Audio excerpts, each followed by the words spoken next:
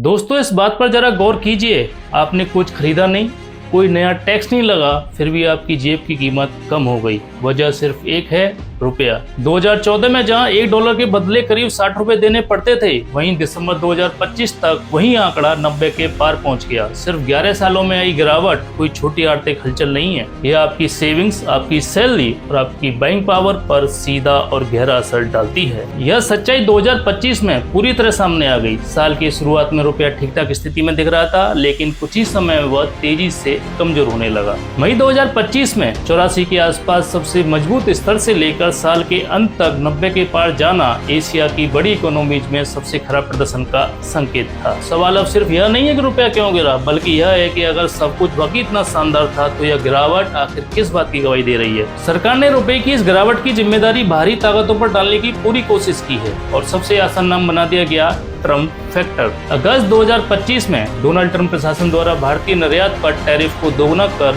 50% कर देना जरूर एक बड़ा झटका था। यह टैरिफ अमेरिका के किसी भी बड़े ट्रेडिंग पार्टनर पर लगाए गए सबसे ऊंचे शुल्कों में से एक था और इसे भारत द्वारा रूसी तेल की खरीद के जवाब में उठाया गया कदम बताया गया। इसका असर करीब $48 के भारतीय निर्यात पर पड़ा, यानी अमेरिका को होने वाले भारत के कुल निर्यात का आधे से भी ज्यादा हिस्सा। नुकसान से इनकार नहीं किया जा सकता। सबसे ज्यादा चोट उन लेबर इंटेंसिव सेक्टर्स पर पड़ी जो पहले से ही दबाव में थे, जैसे textile, James, jewellery, leather goods and shrimp exports. कई सेगमेंट्स में निर्यात के 70% तक गिरने का अनुमान लगाया गया। ग्लोबल ट्रेड रिसर्च इनिशिएटिव के मुताबिक भारत का अमेरिका को होने वाले निर्यात, जो इस साल $86.5 अरब तक पहुंचने की उम्मीद थी, 2026 में गिरकर करीब $50 अरब तक रह सकता है।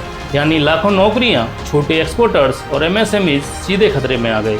सबसे बड़ी विफलता मैन्युफैक्चरिंग फ्रंट पर साफ दिखाई देती है। मेक इन इंडिया को एक दशक पूरा हो चुका है, लेकिन इसके बावजूद भारत का मैन्युफैक्चरिंग सेक्टर आज भी ग्लोबल वैल्यू चेन्स में खुद को मजबूती से स्थापित नहीं कर पाया। नतीजा यह रहा कि जब टैरिफ वॉर तेज हुई, तब भारत के पास न तो एक्सपोर्ट स्ट्रेंथ थी और न ही नेगोशिएशन पावर। कई दौर की बातचीत के बावजूद टैरिफ रिलीफ हासिल न कर पाना सिर्फ जियोपॉलिटिकल एसिमेट्री का मामला नहीं है, यह भारत की कमजोर इकोनॉमिकल बार्गेनिंग पोजीशन को भी उजागर करता है। अगर रुपए की कहानी को पीछे जाकर देखें तो तस्वीर और भी साफ हो जाती है। 2014 में जब बीजेपी नेतृत्व वाला गठबंधन सत्ता में आया, तब रुपया 58 से 63 के दायरे में घूम रहा था। इसके बाद गिरावट लगातार तेज होती चली गई। 2016 में 67, 2019 में 71, 2022 में 82 और फिर उसके बाद तो गिरावट ने रफ्तार ही पकड़ ली। सिर्फ 11 साल से थोड़े से ज्यादा समय में रुपया 90 के पार पहुंच गया और यह गिरावट किसी एक साल की नहीं, बल्कि एक लगातार चलने वाली प्रोसेस रही है। अक्सर सरकार पिछले एक दशक का औसत एक्सचेंज रेट करीब 73 रुपए बताकर तस्वीर को नरम करने की कोशिश करती है, लेकिन अर्थशास्त्र में असली सवाल एवरेज का नहीं होता, सवाल ट्रेजेक्टरी का होता है। अगर ट्रेजेक्टरी को देखा जाए तो दिशा साफ है, रुपया नीचे की ओर जा रहा है और 2022 के बाद यह गिरावट और भी तेज हो चुकी है। सरकार बार बार कहती है कि भारत दुनिया की सबसे तेजी से बढ़ती बड़ी अर्थव्यवस्था है और इसके सबूत के तौर पर 6.5 से 7% जीडीपी ग्रोथ के आंकड़े दिखाए जाते हैं। लेकिन अगर इन नंबर्स को थोड़ा ध्यान से देखें तो कहानी उतनी मजबूत नहीं लगती। सच्चाई यह है कि 2024-25 में ग्रोथ घटकर 6.5% रह गई, जबकि उससे पिछले साल 9.2% बताई गई थी और वो 9.2% भी कोई अच्छी परफॉर्मेंस नहीं थी।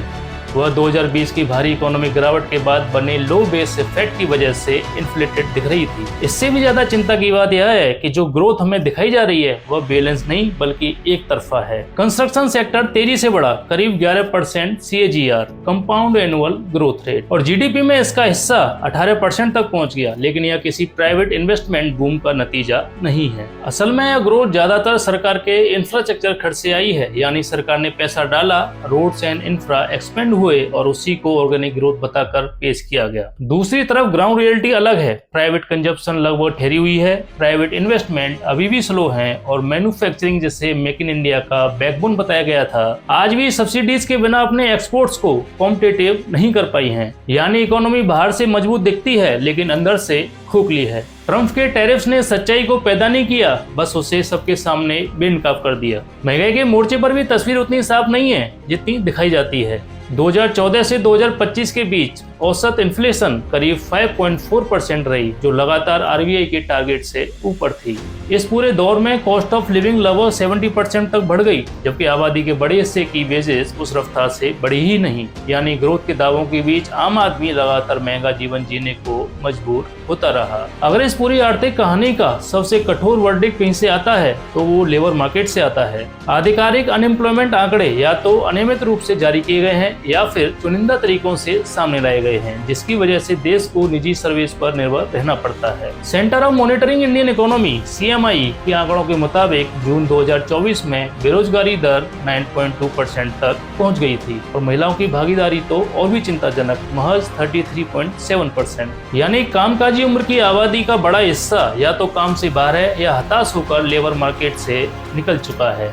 व्यापार के मोर्चे पर भी हालात बेहतर नहीं है। भारत का ट्रेड डेफिसिट लंबे समय से क्रॉनिक रहा है, जिसे कुछ समय के लिए सर्विसेज एक्सपोर्ट्स और कैपिटल इनफ्लोज ने ढक दिया था। लेकिन अक्टूबर 2025 में मर्चेंडाइज ट्रेड डेफिसिट बढ़कर 41.7 अरब डॉलर के रिकॉर्ड स्तर तक पहुंच गया, जब इंपोर्ट्स तेजी से बढ़े और एक्सपोर्ट्स सिकुड़ गए। पेट्रोलियम, इलेक्ट्रॉनिक्स, मशीनरी और कैपिटल गुड्स का भारी आयात यह साफ दिखाता है कि स्ट्रक्चरल डिपेंडेंस आज भी जस की तस बनी हुई है। जब एक दशक में कोई करेंसी अपनी बड़ी वैल्यू खो दे, साथ में बेरोजगारी ऊंची रहे, महंगाई बनी रहे और ट्रेड डेफिसिट फैलता जाए, तो यह साफ संकेत होता है कि इकोनॉमिक मॉडल संकट में है। जब तक policy makers in structural failures का सामना नहीं करते और डाटा ड्रेसिंग एंड नेशनलिस्ट ब्रावाडो के पीछे छिपते रहेंगे, तब तक रुपए की गिरावट जारी रहेगी। ये आंकड़े कहानी कहते हैं जिसे कोई प्रचार मिटा नहीं सकता। एक दशक के इल्यूजन का बिल अब चुकाया जा रहा है। मैं हूं दीपक कटारा, मिलते हैं नेक्स्ट वीडियो में। तब तक सोचिए, समझिए और सवाल उठाइए।